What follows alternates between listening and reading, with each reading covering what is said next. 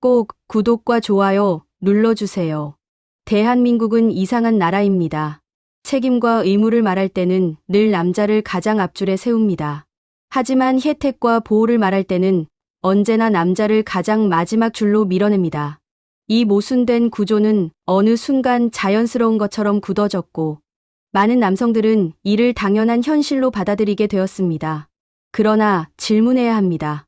왜 대한민국은 이렇게 남자에게만 희생을 요구하게 됐을까? 그리고 그 희생 구조는 어떻게 정착된 것일까? 이 대답은 불편하지만 진실은 훨씬 더 뿌리 깊은 곳에 자리하고 있습니다. 우선 첫 번째 이유는 국가 생존 전략이었습니다. 전쟁과 산업화의 한복판에서 남성은 군사노동 희생의 주체로 구분되었습니다. 국가는 남성을 군대에 보내고 공장에 보내고 광산과 건설 현장에 세워놓는 방식으로 성장을 선택했습니다. 남성은 안전보다 일을 우선해야 했고 생명보다 국가를 우선해야 했습니다. 이 구조는 법과 제도로 굳어지며 남자는 버티는 존재라는 낙인을 만들었습니다. 두 번째 이유는 가정 책임의 전가입니다. 남성은 전통적으로 가장부양자지탱자라는 틀에 갇혔습니다. 경제가 나빠지든 사회가 뒤틀리든 가정이 흔들리든 남자가 책임져야 한다는 암묵적 압박은 사라지지 않았습니다. 힘들어도 티내면 비겁하다고 하고 고통을 말하면 약하다고 했습니다. 결국 많은 남성은 문제를 숨기고 버티고 그러다 무너지는 길을 걸었습니다. 이 사회적 문화는 여전히 바뀌지 않았습니다.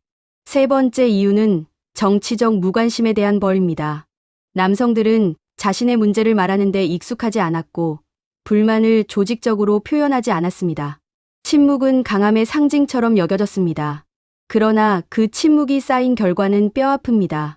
혜택과 지원은 소리 지르는 집단에게 향하고 의무와 책임은 조용한 집단에게 몰렸습니다.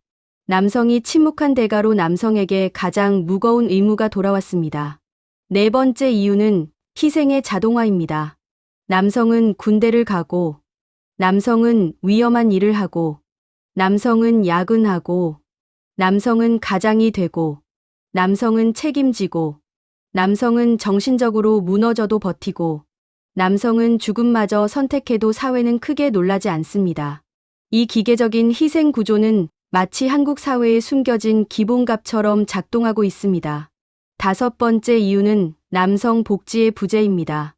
여성을 보호하기 위한 제도는 꾸준히 발전해 왔습니다. 반면 남성을 위한 복지나 지원, 트라우마 치료는 거의 존재하지 않습니다. 군, 복무 이후의 정신적 후유증도 제대로 다뤄지지 않았고 위험 직종 종사자에 대한 지원도 충분하지 않았습니다. 남성들은 무너져도 알아주는 사람이 없고 도움을 요청하면 이상한 사람처럼 취급하는 문화 속에 묶여 있습니다. 결국 대한민국이 남자에게만 희생을 요구하는 이유는 전쟁 산업화 군사 문화가 부장 구조정치적 침묵복지 부재 등이 한꺼번에 섞여 만들어진 결과입니다. 어느 누구도 명확히 의도하지 않았지만 그 누구도 바꾸려 하지 않았습니다. 남성에게만 희생을 요구하는 구조는 과거의 유물처럼 보이지만 현대 한국 사회에서도 여전히 강하게 작동하고 있습니다. 그 이유는 단순하지 않습니다. 이 희생 구조가 여러 사회 시스템 속에 촘촘히 박혀 있기 때문입니다.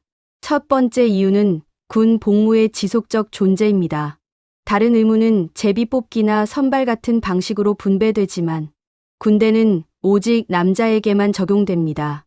이는 단순한 18개월의 문제가 아니라 청년 남성의 직업 경로 경력 단절 심리 스트레스에 직결됩니다. 남성에게만 의무를 부과한 구조는 남성 희생의 합리화 장치 역할을 합니다. 남자는 원래 해야 하는 것 아니냐는 인식이 여기서 강화됩니다. 두 번째 이유는 위험 직종의 남성 편중입니다. 건설업, 중공업, 특수 노동, 야간 노동 등 한국 사회의 위험한 일 대부분은 남성에게 돌아갑니다. 사망률도 남성이 압도적으로 높습니다. 위험의 대가를 충분히 지급받지도 못한 채 국가 성장의 그림자 속에서 희생을 떠안아 왔습니다. 하지만 이 현실을 깊이 들여다보는 사람은 거의 없습니다. 꼭 구독과 좋아요 눌러주세요. 세 번째 이유는 가족 구조의 기대입니다. 여전히 많은 가정에서 경제적 책임은 남성에게 주로 쏠려 있습니다. 맞벌이가 많아졌다고 하지만 경제적 부담의 중심축이 남성에게 있다는 사실은 바뀌지 않았습니다.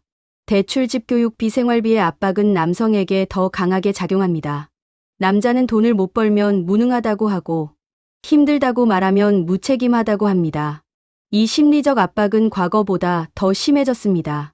네 번째 이유는 남성 정신건강의 방치입니다. 한국은 OECD에서 남성 자살률 1위입니다. 이 숫자는 단순한 통계가 아니라 남성의 구조적 고립과 희생이 어떻게 작동하는지를 보여주는 비극적 신호입니다. 남성은 고민을 털어놓을 곳이 없고 도움을 요청하면 약하게 보일까 두려워 침묵합니다. 그 침묵이 죽음으로 이어지는 경우도 적지 않습니다. 다섯 번째 이유는 정치적 소비 대상에서의 소외입니다. 정치권은 항상 표가 되는 집단을 우선합니다. 청년층, 여성층, 특정 직종, 특정 지역은 관리되는 표입니다.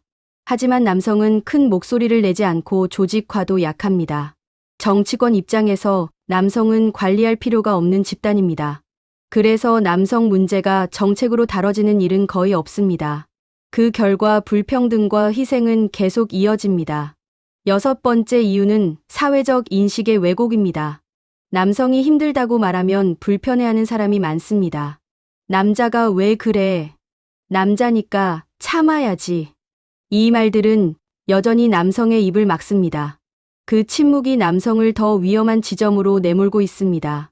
결국 대한민국의 남성 희생 구조는 전쟁에서 만들어지고 산업화에서 강화되고 현대에서 정당화되고 사회 인식 속에서 고착된 복합 현상입니다.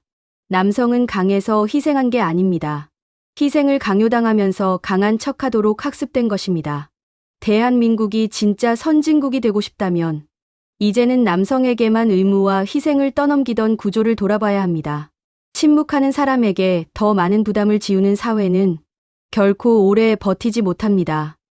이것이 대한민국이 남자에게만 희생을 요구하는 진짜 이유입니다. 꼭 구독과 좋아요 눌러주세요.